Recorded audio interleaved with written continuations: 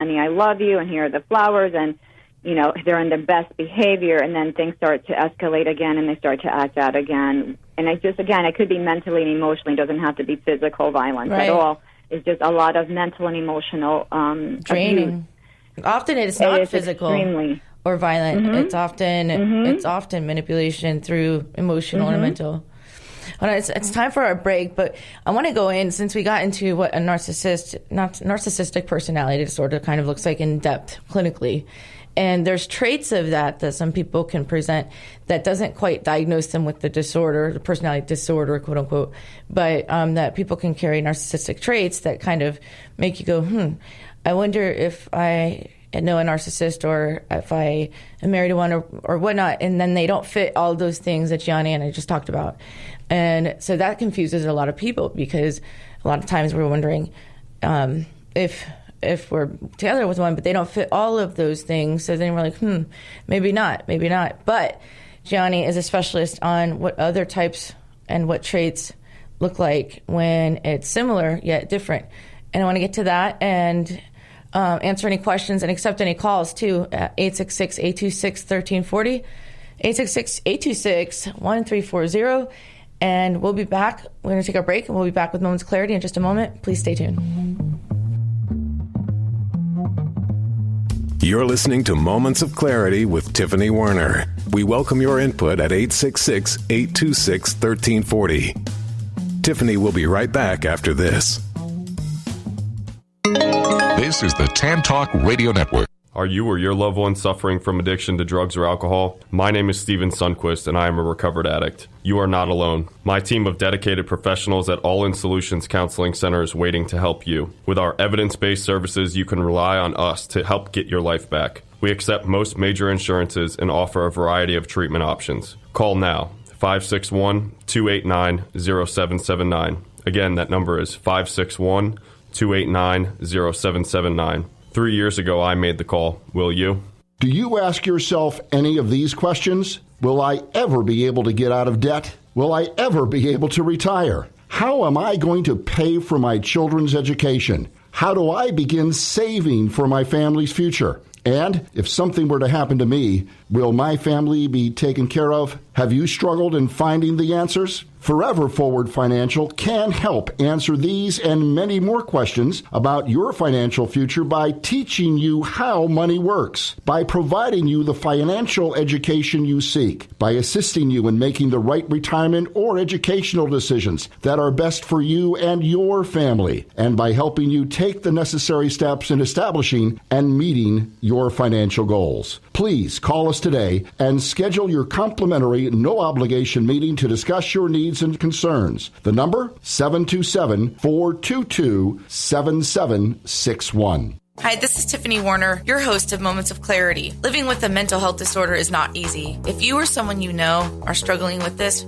please know it's so important to seek treatment, and I'm here to help. Please visit the website at momentsofclaritywithtiffany.com to view blog posts and resources on this site to help educate and inspire you to take action, because there's no shame in seeking help for mental health. While you're there, please take a few seconds to sign up for my email list. You'll get some extremely valuable educational and entertaining content that can be sent right to your inbox each week. Plus, you'll also get instant and free access to my guide on managing your anxiety. You can also follow me on Twitter at MOC with Tiffany and at Facebook at Tiffany Werner. And once again, the website is momentsofclaritywithtiffany.com. Thank you so much for your support and for listening to your show, because change can only come when we stand together as one. This is the Tan Talk Radio Network. We are back to Moments of Clarity with Tiffany Werner. To join in the discussion, call 866-826-1340. Now, here's Tiffany Werner. Hi, and welcome back. And if you're just tuning in, this is Moments of Clarity. My name is Tiffany Werner. I am a licensed mental health counselor, and I'm your host. And today my guest is also a licensed mental health counselor. She specializes with marriage, families, couples counseling, and we're talking about the difference between a narcissistic personality disorder and other traits, such as a man-child or things that somebody might be dealing with and not having relationship trouble, but not clear on exactly what they're actually living with or dealing with, or how to set boundaries with one. So I want to welcome back to Moments of Clarity, Jianny Adamo. Adamo. I know it's not Adamo. I'm saying it Adamo. Yes. It's spelled like Adamo, but it's Adamo. Yes. So really quick on the break, we had some comments on Facebook Live, and someone, Joe Potosi, said, once a narcissist, always a narcissist? Okay, so in order to get a personality disorder, someone with a personality disorder has a chronic, long-standing behaviors and traits that negatively affect their relationship. Mm-hmm. They are, like we mentioned earlier, they're not introspective. They have a very low insight, so they don't really change over time that much.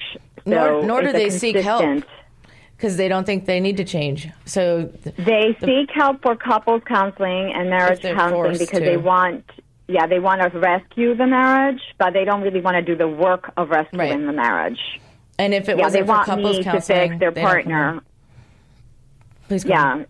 So, and they will also use couples counseling as a hook to keep their partner trapped, because again, they're not really planning to do any of the work that it's required in couples counseling for you to evolve and grow as a couple.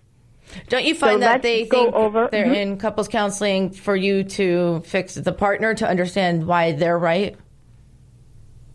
Yeah, actually, a lot of them do. They want to come into couples counseling just to kind of show their partner that they're right, and that's called triangulation. Narcissists will use triangulation where they're bringing a third party to side with them. So that could be a family member, a therapist. They could also have triangulations with lovers. So they will be having, a relationship outside of the marriage to make their partner feel insecure and succumb to their manipulations and control. Wow. But I'd like to discuss the traits of a man-child, or the late man is another term for the man-child. So the late man or man-child, these are adult men who function like lost, controlling, or angry teenagers. They are emotionally underdeveloped. And this is why they can seem like a narcissist, because all those traits also belong to the narcissist. Right. Okay, so this is why if you're married to a late man or a man-child, you could confuse him by thinking, oh, he is a narcissist. But the narcissist, again, is a lifelong standing characteristic.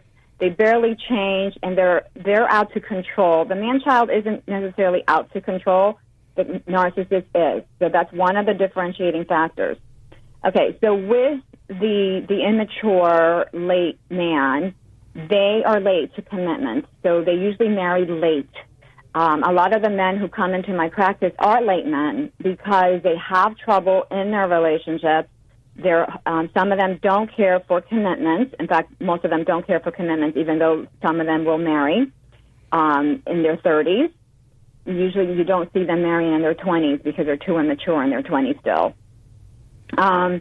Okay, some of these guys actually are dealing with depression or anxiety, and almost all of them are underemployed or unemployed, which is their big problem with a lot of their relationship issues, is the fact that they are not producers, they're not providers. And as we already know, the male psychology is that they are providers, they're protectors, they're problem solvers.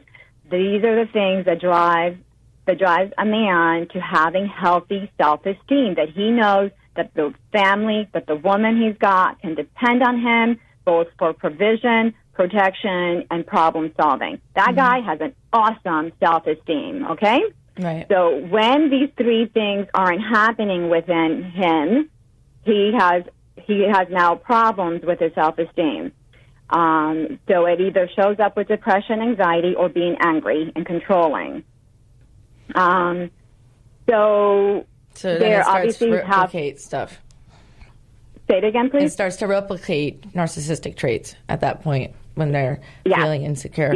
So their insecurities would drive them into having communication styles that are not very effective because, again, they're still immature.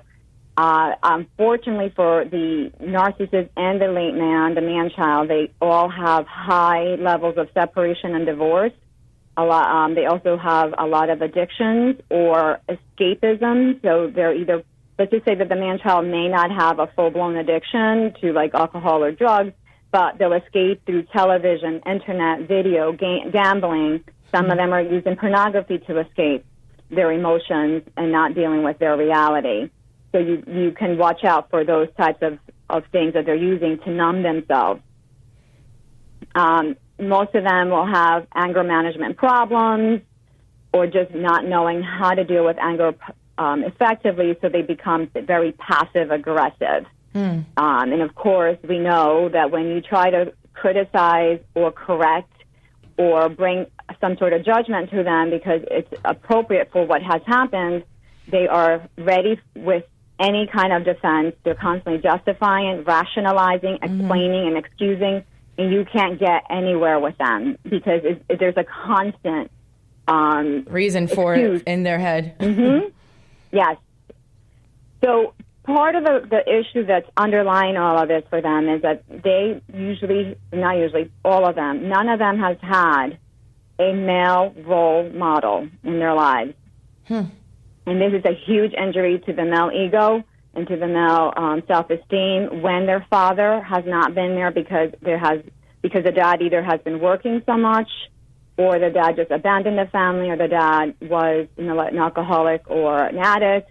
But the main problem is there's a lack of role model in their lives, and then there's unhealed childhood wounds. So this is where their issues coming from. It's this lack of knowing who they are because they have not had a real solid man in their life that has kind of showed them the path. Could it apply if the mother of that man-child was the controlling one in their family growing up and the father was the passive one, maybe always at work, but still did whatever the mother wanted? Was more like... Yeah, and that's usually what happens. When there is an issue with an absent dad, that means that the wife, the mom, has to take on both the protector and the nurturance role. And if there's no father at all, she's got to be the provider as well. So mom is functioning as both the man and the woman in the relationship. And obviously, in order to survive, she's got to function even more stronger on her masculine energy as the provider and protector. So there is like this whole role reversal that she has to be under.